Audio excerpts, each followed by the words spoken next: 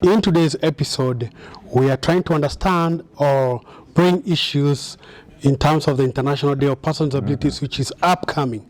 And lucky that this year, President Uhuru Kenyatta will be addressing the nation on matters disability. And this is an important issue because for the first time in history, President is addressing the nation on matters disability.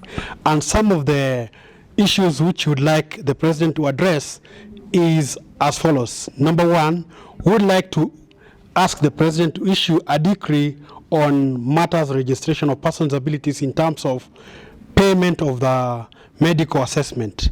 This one will go along in terms of ensuring more persons with abilities are registered and are able to be served or access different service delivery. Secondly, I believe the President can address the issue about the missing P. The missing P is what I call persons with abilities who are missing within the public and private sector in terms of employment. This is a big issue because 1 among 2 persons with abilities are unemployed. And these statistics, according to International Labour Organization and also Kenya Bureau of Statistics, really show how persons with abilities have not been engaged in socio-economic activities. Persons with abilities would like to participate in, just like any other individual within the society, to participate in the socio-economic. And for us to ensure inclusivity or to ensure no one is left behind, we have to ensure the missing P is available. And according to Disability Social Media, we say the missing P in our nation is persons with abilities.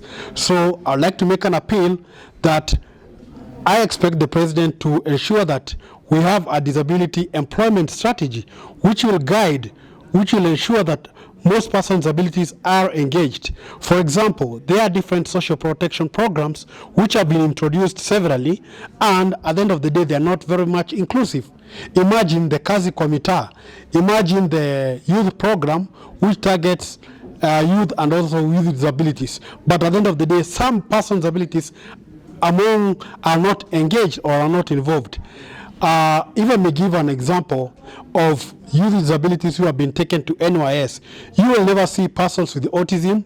You will never see persons who are blind in terms of that. So at the end of the day, it becomes like a tick boxing exercise whereby persons with abilities are not, all of them, engaged in terms of such programs.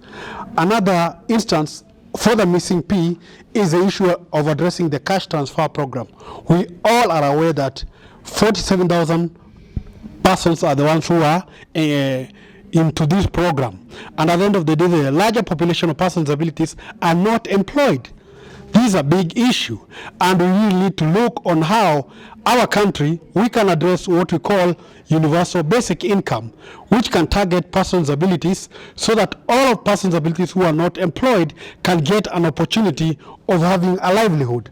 And through cash transfer, if you have the universal basic income, it will enable more persons with abilities to participate economically, to maybe to go to hospital, to attend school, and this one can really help. And I believe that some of these issues, they are the ones which the President can address, since if we have the economic kingdom, it is the only way whereby persons with abilities can be able to thrive. And as you know, the UNCRPD, the Convention on Rights of Persons with Abilities, talks articulately about representation and also issues of organizations of persons with abilities being involved at all decision-making level. So I'd like to make an appeal for the President to conduct an audit even within its own government to see that the matter of representation, whether it is employment in both appointive and also elective processes, we have persons with abilities.